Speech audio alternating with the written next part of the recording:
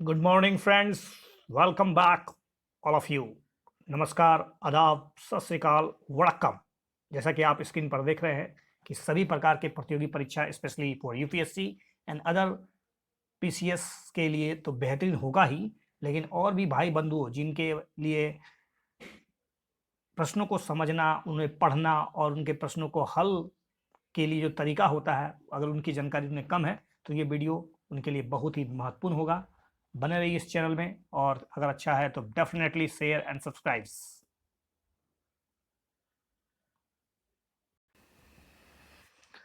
तो इस वीडियो को देखिए, समझिए, और आपके पास 5 सेकंड का समय होगा।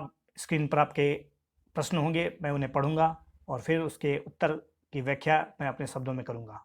तो बने रहिए इस वीडियो में और देखिए लगातार। तो फर्स्ट क्वेश्चन अबाउट चट्टानों के बारे में है। इन चट्टानों पर आपको विचार करना है कि कौन सा कथन जो है वो चट्टानों के रिस्पेक्ट में सही है। लेट्स सी, थोड़ा सा और मिनिमाइज करने दीजिए। यस, अब आपको पढ़ना है कि निम्नलिखित कथनों पर विचार करते हुए बताना है कि एक भ्रंश चट्टान के दो ब्लॉकों के बीच दरार या दरारी क्षेत्र होता है। एक भ्रंश चट्टान जो होता है उसके दो ब्लॉकों के बीच दरार या दरारी क्षेत्र होता है, पहला।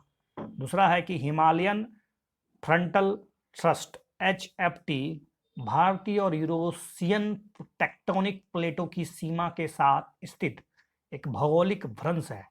मतलब this is the Himalayan, this is the Himalayan, this is the Eurasian. दोनों के बीच यूरेशियन टेक्टोनिक प्लेट की सीमा के साथ एक भौगोलिक भ्रंश है, दोनों के बीच गड्ढा है। हिमालय पर्वत श्रृंखला के साथ भारत और यूरेशिया के बीच टक्कर क्षेत्र जो है, वो जो क्षेत्र है वो विश्व का सबसे भूकंपी क्षेत्रों में से एक है। मतलब यहाँ पर भूकंप लगातार आते रहते हैं। Which are the correct statement, think about it. Option here and time start now, think about it. तो आपने समझ लिया होगा कि मेरे ख्याल से एवरीथिंग यू गॉट इट। तो तीनों के तीनों कथन कि एक भ्रंश चट्टान के दो ब्लॉकों के बीच दरार या दरारी होता है, बिल्कुल होता है। हिमालयन फ्रंटल थ्रस्ट भारतीय और यूरेशियन टेक्टोनिक प्लेटों के साथ स्थित एक भौगोलिक भ्रंश है, जी हाँ। और हिमालय पर्वत श्रृंखला के साथ भारत और यूरेशिया के बीच टकराव क्षेत्र के सबसे भूकंपी क्षेत्रों में से एक है। This is also correct statement, I mean right option D. Let's see about it. Himalayan frontal thrust, जिसे मेन फ्रंटल थ्रस्ट के रूप में भी जाना जाता है, भारत और यूरोपीय अर्थात भारतीय और यूरेशियन टेक्टोनिक प्लेटों की सीमा के साथ एक भौगोलिक भ्रंश है। देखिए, भ्रंश वास्तव में एक प्रकार का फ्रैक्चर होता है, एक दरार होता है, जिसके साथ दोनों तरफ के जो क्रस्ट के जो ब्लॉक होते हैं वो फ्रैक्चर के एक समांतर एक दूसरे के साथ सापेक्ष गति करते रहते हैं। ठीक है, suppose this is Eurasian, this is Himalayan, they are regularing, एक दूसरे से घर्षण कर रहे हैं। जब भ्रंश पर भूकंप आता है तो भ्रंश की एक तरफ की चट्टानें दूसरे के सापेक्ष संचलित हो जाती है, मतलब गतिमान होने लगती है। भ्रंश की सतह ऊर्ध्वाधर ऊपर की ओर, क्षैतिज या पृथ्वी की सतह के साथ कुछ कोण पर सरकते रहती है या हो सकती है। पूर्वोत्तर जो क्षेत्र है सबसे उच्चतम भूकंपी क्षेत्र में स्थित है। दिस इज द हिमालयन भ्रंश। तो इसका जो पूर्वोत्तर एरिया है सबसे ज्यादा भूकंप एरिया वाला क्षेत्र है। भारत और यूरेशिया के बीच हिमालय पर्वत श्रृंखला जो है, this is Eurasia, this is Bharat, दोनों के बीच जो हिमालय पर्वतमाला है या हिमालय पर्वत श्रृंखला है के बीच स्थित टकराव का जो क्षेत्र है विश्व में सबसे अधिक भूकंप क्षेत्रों में से एक है। Okay, when you study about tectonic plates, जब आप टेक्टोनिक प्लेट्स के बारे में पढ़िएगा तो आपको कुछ और बातें समझा देता हूं इस प्रश्न से हटकर, कि जब महाद्वीप विस्थापन सिद्धांत को पढ़िएगा तो उसमें यूरेशियन प्लेट और जो भारतीय प्लेट है जब आपस में टकराई तो किस प्रकार से जो बीच में सागर था, तैतीस सागर, तैतीस सागर के जो मलबे थे उसने वलित पर्वत का निर्माण किया जिसे आज हिमालय कहा जाता है। और हिमालय लगातार उत्तर की ओर गति कर रहा है, जिसके कारण वहाँ हमेशा भ्रंशन की क्रिया होती रहती है और वहाँ पर भूस्खलन और यहाँ तक कि भूकंप की दरारें अक्सर आती रहती है। जैसा कि आप जानते हैं कि जब चट्टानें जो होती है या तो महाद्वीप और दूसरा महाद्वीप आपस में टकरा सकता है, जैसे यूरेशिया एक महाद्वीप है और एशिया एक महाद्वीप है। जब आपस में टकराया तो दो महाद्वीपों के टक्कर से भ्रंशन हो सकता है, अर्थात उनके कारण भूकंप उत्पन्न हो सकता है। या तो एक महाद्वीप दूसरा महासागर हो सकता है, उनके बीच टक्कर हो सकता है, उनसे भी भ्रंश क्रिया पैदा हो सकती है। उससे हिमालय नहीं बल्कि जब से कि आपको पता होगा जितने भी दक्षिण पूर्व एशिया के जो बड़े बड़े जो आइलैंड्स हैं, इनका निर्माण वास्तव में एक महाद्वीप और एक महासागर के प्लेटों के आपस में टकराव के कारण हुआ है। ठीक है, या फिर महासागर प्लेटें आपस में टकरा सकती है, उनसे बहुत से पर्वतमालाओं का निर्माण हुआ है, जैसे एंडीज पर्वतमाला, रॉकीज पर्वतमाला, ये सब आप जो देख रहे हैं। इसके अलावा 3 प्रकार की गति होती है प्लेटों की, जो गति होती है, जो मूवमेंट्स होता है, 7 प्रकार के जो प्लेटें, जो बड़े बड़े प्लेटें होती हैं, 7 प्लेटों का जो मूवमेंट होता है जिसके कारण दरार पैदा होता है, उसमें से 3 प्रकार का मूवमेंट स्पेशली जिससे भ्रंश का निर्माण हो सकता है, जिससे खाई का निर्माण हो सकता है, जिससे ट्रेंच का निर्माण हो सकता है, जिससे पर्वतों का निर्माण हो सकता है, जिससे वलित पर्वतों का निर्माण हो सकता है। उनमें से 3 प्रकार हैं। सबसे पहला प्रकार, सबसे जो प्रचलित है, वो है जब प्लेटें एक दूसरे से दूर जाती है। जब प्लेटें एक दूसरे से दूर जाती है तो इसको अभिसारी के अभिसारी तो डाइवर्जेंस प्लेट बोलते हैं। और उनके बीच जो होता है खाई पैदा होता है, जैसे कि आप देखे होंगे कि दिस इज अफ्रीका का जो एक प्लेट है और इधर जो है अटलांटिक महासागर का प्लेट एक दूसरे से दूर हो रहा है। उसके कारण मिड जो अटलांटिक रीज है, मिड प्रशांत महासागर का जो रीज है वो निर्माण हुआ है। इसके अलावा जब 2 प्लेटें आपस में संपर्क में आती है तो टक्कर होता है, जैसे हिमालय बलित पर्वत है, एक रॉकीज है, एंडीज है, ये सब आपस में टकराने के कारण हुआ है। तो जब टक्कर होगा तो विनाशी प्लेटें का निर्माण होगा, जब अभिसारी होगा तो रचनात्मक प्लेट बनेंगे। और एक होता है पैरेलल गति होगा, मूवमेंट दोनों पैरेलल होगी। ठीक है, तो इससे संरक्षित प्लेटों का निर्माण होता है। Everything is clear Continental plate के बारे में। इसके लिए आपको महाद्वीप विस्थापन सिद्धांत पढ़ना पड़ेगा। महाद्वीप विस्थापन सिद्धांत में शुरुआत में जब पृथ्वी एक प्लेट थी, एक विशाल प्लेट थी, जब आपको पता हो उस विशाल प्लेट को पेंजिया और पेंजिया जो प्लेट था, महाद्वीप के टुकड़े को पेंजिया कहा गया, और वो पेंथालासा जिस महासागर जो लैंड जो है मतलब जमीन और महाद्वीप पानी के बीच तैर रहा था, मतलब पेंथालासा में पेंजिया तैर रहा था। फिर पेंजिया का एक निश्चित समय के बाद क्या हुआ, विखंडन हो गया और वो 2 टुकड़ों में टूटा।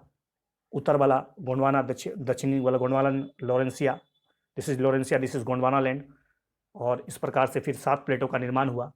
Okay, everything will be clear when you study about tectonic plates and different types of tectonic plates and continental drift. Okay, that's sufficient for this video, I mean this question. Let's next question about it. Next question के बारे में आपको विचार करना है। निम्नलिखित कथनों पर विचार कीजिए। ऑप्शन से पहले, सर्वोच्च न्यायालय के पास हाई कोर्ट से मामलों को स्थानांतरित अर्थात उसको वहां से उठाकर स्थानांतरित करने की शक्ति है यदि उन मामलों में कानूनी संबंध प्रश्न शामिल है। अगर कोई कानूनी संबंधित प्रश्न शामिल है तो आप जानते हैं कि हाई कोर्ट से कोई भी मामला सुप्रीम कोर्ट में जा सकता है। अगर कोई कानूनी मामला अगर दांव पेच लग रहा हो तो सुप्रीम कोर्ट को ऐसा लग रहा हो कि वो मामला सुप्रीम कोर्ट में आना चाहिए, तो ऐसा हो सकता है, सुप्रीम कोर्ट उस केस को अपने पास मंगा सकती है। पहला ऑप्शन। दूसरा है कि अनुच्छेद 32 के तहत सुप्रीम कोर्ट अर्थात सर्वोच्च न्यायालय की शक्ति अनुच्छेद 226 के तहत हाई कोर्ट की शक्ति से अधिक है।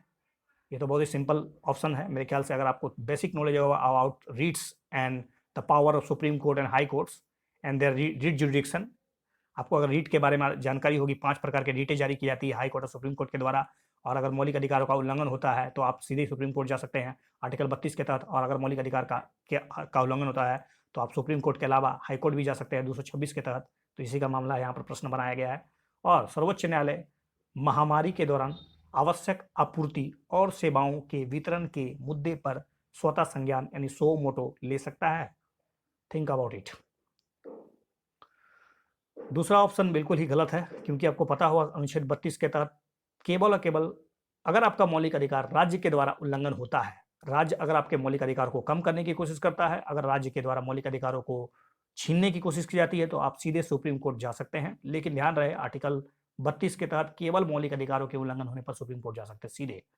लेकिन अगर आर्टिकल 226 के तहत अगर हाईकोर्ट के लिए आप मौलिक अधिकार के अलावा बहुत से कानूनी अधिकार हैं जो आपको हाईकोर्ट के लिए मतलब एक तरह से रास्ता खोलती है। शॉर्ट में कहें तो रीट ज्यूरिडिक्शन का जो अधिकार होता है, जिसमें 5 प्रकार के रीटें होती है, जिसमें परमादेश, अधिकार परीक्षा, ठीक है, कोआ वारंटो, ठीक है, मेंडामास, ये सबको जो बोलते हैं, आप 5 प्रकार के रिटों के बारे में लिख के बताइए मुझे। तो सुप्रीम कोर्ट का जो रिट ज्यूरिडिक्शन होता है वो हाई कोर्ट के रिट ज्यूरिडिक्शन से कम होता है, उसका अधिकार क्षेत्र सीमित होता है। सुप्रीम कोर्ट का अधिकार क्षेत्र केवल सुप्रीम कोर्ट का अधिकार क्षेत्र केवल और केवल मौलिक अधिकार से जुड़ा हुआ है। ओके, रही बात सर्वोच्च न्यायालय महामारी के दौरान आवश्यक आपूर्ति और सेवाओं के वितरण के लिए स्वतः संज्ञान ले सकता है, तो बिल्कुल ले सकता है। Let's see about it. तो जैसा कि आपने देखा कि बी ऑप्शन, हाल ही में सुप्रीम कोर्ट ने महामारी के दौरान जो इसेंशियल कमोडिटी होता है, जो उसकी आपूर्ति और सेवाओं के पुनर्वितरण के मुद्दे पर अपना स्वतः संज्ञान, मतलब सुओ मोटो ले लिया। मतलब बिना कोई व्यक्ति सुप्रीम कोर्ट नहीं गया था, लेकिन सुप्रीम कोर्ट को ऐसा लगा कि आप चूंकि महामारी फैल रही है, आवश्यक जो आपूर्ति और सेवा होना चाहिए उसका वितरण होना चाहिए, उसके लिए सरकार पर एक तरह से जोर बनाना चाहिए। तो ये सुप्रीम कोर्ट ने अपने ज्यूरिडिक्शन का इस्तेमाल किया, जिसमें अनुच्छेद 139 के तहत लिखा हुआ है कि सुप्रीम कोर्ट के पास अगर हाई कोर्ट से मामलों को ट्रांसफर करना है तो ऐसा वो कर सकती है, अगर वो मामला कानूनी संबंधित होना चाहिए। तो इसको किस रीट के तहत अगर ऐसा किया जा सकता है, आप मुझे बता सकते हैं। दूसरा है कि अनुच्छेद 226 के तहत हाईकोर्ट की शक्ति अनुच्छेद 32 के तहत सर्वोच्च न्यायालय की शक्ति से अधिक व्यापक है। क्यों? क्योंकि अनुच्छेद 226 के तहत हाईकोर्ट के द्वारा मौलिक अधिकारों के उल्लंघन के मामले में तो देखरेख होती ही है, रीट जारी की ही जाती है, लेकिन इसके अलावा किसी अन्य उद्देश्य के लिए भी रीटें जारी की जा सकती है। ओके, 5 प्रकार के रीट कौन कौन से हैं मुझे कमेंट में लिखिए। थर्ड क्वेश्चन अबाउट, हाल ही में national allied for allied and health care professional bill, national allied for allied and health care professional bill 2020 NCAHP संसद द्वारा पारित किया गया। इस संदर्भ में आप लोग को बताना है कि स्वास्थ्य से संबंधित पेशेवर माना जाता है, किन्हें किन्हें स्वास्थ्य पेशेवर माना गया है इस बिल के तहत। फिजियोथेरापिस्ट, न्यूट्रिशनिस्ट मतलब जो पोषक तत्व के बारे में जानकारी देते हैं, medical laboratory professional, radiotherapy technology professionals या optometrist. This is the current affair question. I think this is the bill, this is not important question because bill है तो बिल में ज़्यादा दिमाग ना लगाना। तो केवल इसका आंसर है सब के सब सही है। 1 2 3 4 5 national allied for allied and health care professionals bill मार्च में संसद के द्वारा पास किया गया 2020 में। और यह स्वास्थ्य संबंधित जो पेशेवर से संबंधित जो शिक्षा होती है उसके लिए कौन कौन से इसके कैटेगरी में आएंगे, कौन कौन। तो सबसे पहला फिजियोथेरापिस्ट आएगा, ऑप्टोमेट्रिस्ट आएगा, न्यूट्रिशनिस्ट आएगा, मेडिकल लेबोरेटरी प्रोफेशनल्स आएंगे, रेडियोथेरेपी टेक्नोलॉजी, और 50 से अधिक व्यवसायों को उसमें मान्यता दिया गया है और उसका व्यापक नियंत्रण का अभी अभाव था। जिसमें इसका उद्देश्य क्या है कि एक केंद्र वैधानिक निकाय को राष्ट्र से जुड़े हुए स्वास्थ्य और स्वास्थ्य संबंधित जो व्यवसाय हैं उसके लिए एक राष्ट्र आयोग को स्थापित करना है। 10 परिषदों को द्वारा इस नीतियाँ और मानक को फ्रेम बनाया जाएगा, मतलब कौन कौन से मानक होंगे, कौन कौन से नियम होंगे, कैसी नीतियाँ बनेगी, कैसे लोग मतलब जो पेशेवर आचरण करते हैं। आपको पता होगा खास करके सरकारी हॉस्पिटल की स्थिति, उसमें डॉक्टरों की संख्या, नर्सों की संख्या, वहाँ पर जो जनरल इंफ्रास्ट्रक्चर होनी चाहिए वो, ठीक है, इन सभी पर, और जो डॉक्टर के जो व्यवहार होते हैं पेशेंट के साथ, और डॉक्टर जो खास करके सरकारी डॉक्टर जो होते हैं जो अपना जनरल क्लिनिक खोल के बैठ जाते हैं, और जो सरकारी काम होना चाहिए जिनका लिए उनको सरकार वेतन देती है, वो मतलब जिस प्रकार के अनैतिक काम करते हैं उन अनैतिक कामों पर एक तरह से रोक लगाना, पेशेवर आचरण को रेगुलेट करना, एक केंद्र रजिस्टर बनाना, उस पर देखरेख करना, निगरानी करना, यही सब इसका उद्देश्य है, जो एक बेहतरीन सोच है। देखते हैं, कहने को घाट मतलब कहते हैं ना कि बिल तो बहुत बनता है लेकिन लागू कहाँ होता है ठीक ढंग से किसी को। चौथा ऑप्शन है, चौथा क्वेश्चन है बांडुंग सम्मेलन 1955 के बारे में। इसे अफ्रो एशियाई आर्थिक और सांस्कृतिक सहयोग को बढ़ावा देने के लिए आयोजित किया गया था। दूसरा है कि यह सम्मेलन गुटनिरपेक्ष आंदोलन के निर्माण की दिशा में एक महत्वपूर्ण कदम था। और तीसरा ऑप्शन है कि यह प्रथम अफ्रीका भारत शिखर सम्मेलन को इसी के तर्ज पर आयोजित किया गया था। वार्डुंग सम्मेलन, आप सबसे पहले ये समझिए कि सेकेंड वर्ल्ड वार की समाप्ति 1945 में होती है। दुनिया 2 खेमे में बढ़ जाता है, एक खेमा पूंजीवादी, दूसरा खेमा समाजवादी, एक खेमा अमेरिका, दूसरा खेमा USSR, दोनों अपने अपने मित्रों की संख्या बढ़ाना चाहते हैं, मित्र देशों की संख्या बढ़ाने के होड़ में अधिक से अधिक लोगों को अधिक से अधिक मतलब तरीके से मुनाफा देने की कोशिश करते हैं।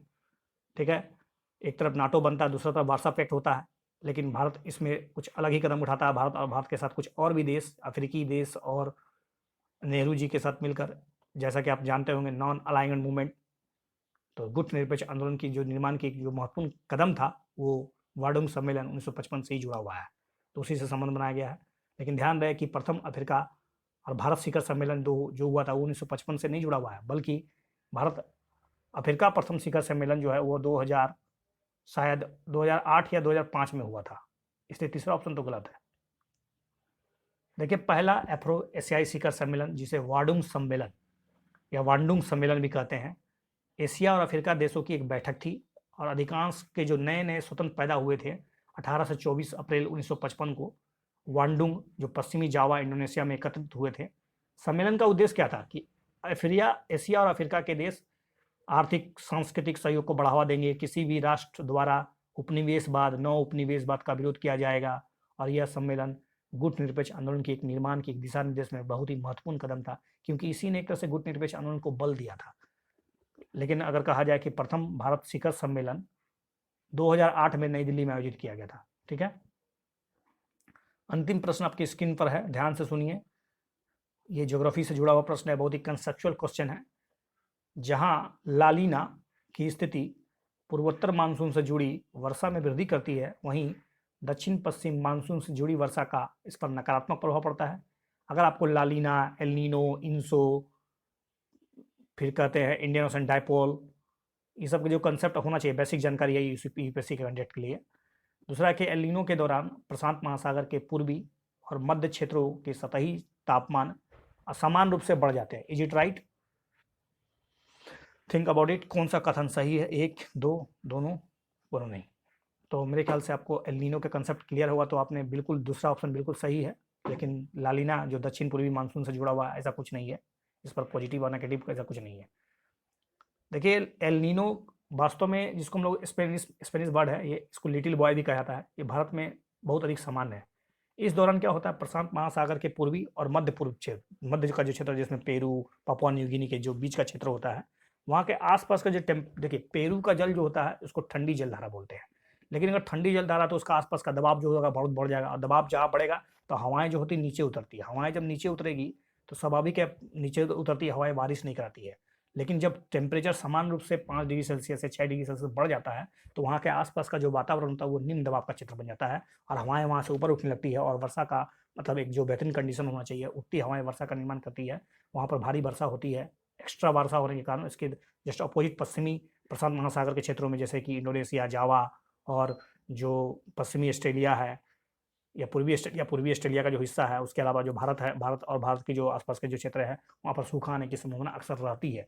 लेकिन लालीना जो है इसका जस्ट अपोजिट कंडीशन है। ठीक है, इसमें क्या होता है, प्रशांत महासागर का जो पूर्वी हिस्सा होता है, जिसमें पेरू और जो चिली के जो आसपास का क्षेत्र होता है, वह समान रूप से ज़्यादा ठंडा हो जाता है, और वहाँ दबाव ज़्यादा बढ़ जाता है, वहाँ सूखे की स्थिति बन जाती है। और लालीना में भारत में थोड़ा सा फेवरेबल होता है, लेकिन ये हमेशा होगा, इसका कोई उचित नहीं जानकारी नहीं है। एक और कंसेप्ट इसी के साथ मैं आपको क्लियर करना चाहता हूँ for geography students. El Nino, La Nina, El Nino से ऐसा बिल्कुल नहीं है कि हमेशा मानसून खराब होगा। ठीक है, कभी कभी एल नीनो से मानसून बेहतर हो गया है, ऐसा भी रिकॉर्ड देखा गया है। लालीना इसकी जस्ट अपोजिट कंडीशन है। जनरली इससे माना जाता है कि एल नीनो के विपरीत है, मानसून पर फेवरेबल कंडीशन होगा।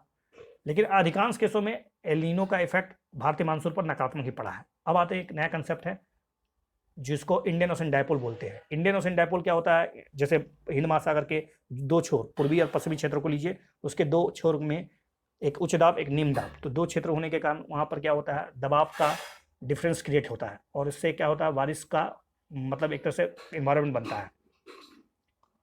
ओके, तो this is sufficient for this video. When you study about it detail, that would be very benefit for all of you. Watch this video 2 and 3 times. You will be very happy for getting knowledge from by this channel. If you love this channel, please share and subscribe. Thank you.